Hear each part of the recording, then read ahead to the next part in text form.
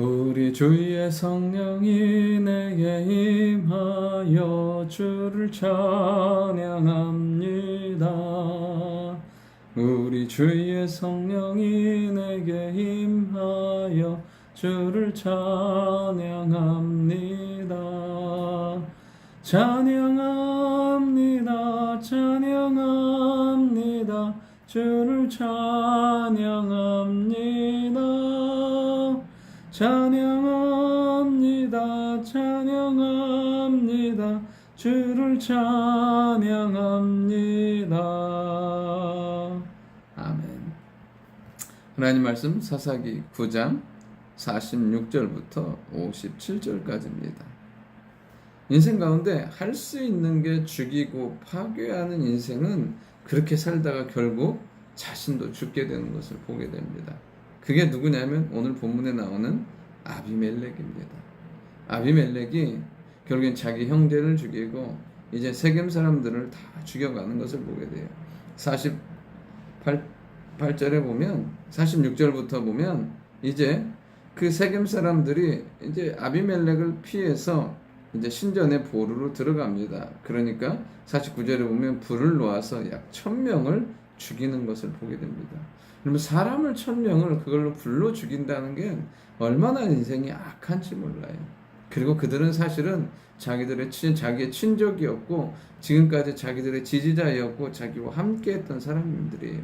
그런데 자기 형제를 죽이기에 어떠한 양심의 가책이나 아픔도 없었던 사람들이 자기의 친족들과 자기의 편을 죽이는 데 있어서 머뭇거리지 않는 것을 보게 돼요. 여러분, 우리가 인생을 살아가면서 할 수 있는 것들 정말 많아요. 우리가 할 수 있는 것들이 정말 많이 있어요. 근데 중요한 건 뭐냐면 우리는 할 수 있는 것을 하는 삶이 아니라 해야 할 것들을 하면서 하는 거예요. 하나님께서 우리에게 맡기신 것, 가치 있는 것, 살아가면서 할 수 있는 것, 이런 것들을 할 때 살아나고 회복되는 놀라운 일들이 일어나게 된다는 거예요. 아비멜렉의 안에 있는 그 악한 영이, 악한 생각이, 그 욕심이 결국에는 많은 사람들을 해하고 죽고 슬픔 가운데 빠지게 하지만 결국엔 자기 자신도 그렇게 만든다는 거예요. 여러분, 이런 인생이 얼마나 슬픈 인생이겠습니까? 사랑할 수 있는 사람, 베풀 수 있는 사람, 그 어떤 섬길 수 있는 사람이 아니라 오직 다 사람을 욕심의 대상으로 보고 결국에는 죽이는 데까지 가는 이 인생이야말로 참 슬픈 인생인 걸 보게 돼요.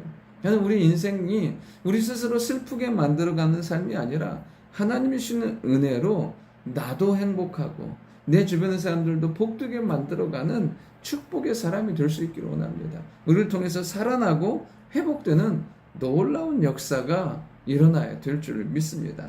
이제 아비멜렉이 거기서 그치지 않고 데베스에 가서 그것을 이제 점령하려고 합니다. 동일한 방법으로 불을 놓아서 죽이려고 해요.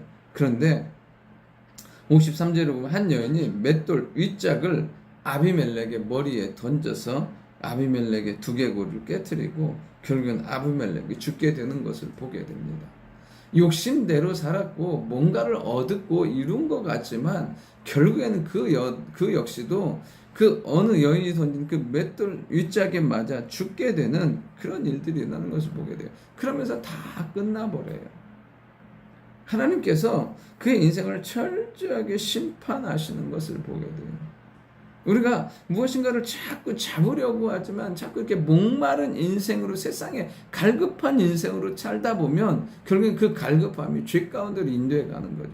우리의 신앙과 삶의 갈급함은 하나님께를 향한 갈급함이어야 된다는 거예요. 하나님을 향한 목마름이 될 때 하나님은 우리를 채우시고 풍성한 은혜로 우리의 삶을 만들어 주신다는 사실이에요.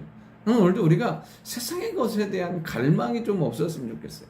아예 없을 수는 없지만 세상의 물질과 세상에 보이는 것과 세상의 사람과 세상의 그 어떤 거에 대한 그 끊임없는 갈망으로 스스로 힘들어하고 우울해하고 범죄의 자리에 가는 것이 아니라 하나님을 갈망하고 사모함으로 말미암아 우리 안에서 샘솟는 기쁨과 즐거움을 주시는 하나님 안에 거하는 우리가 될 수 있기를 원합니다.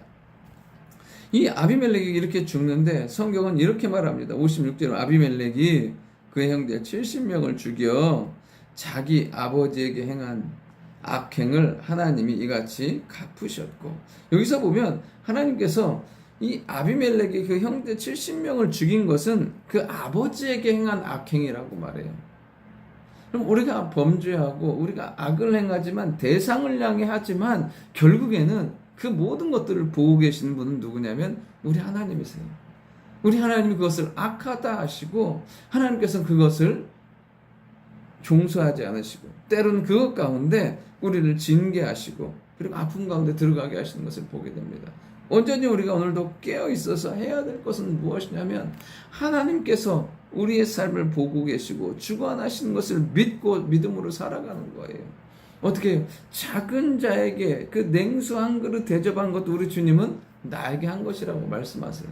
그러니까 오늘도 우리가 해야 될 것은 무엇이냐면 주의 이름으로 주의 사랑으로 사랑하고 축복하고 섬기며 나아가는 삶을 사는 것입니다.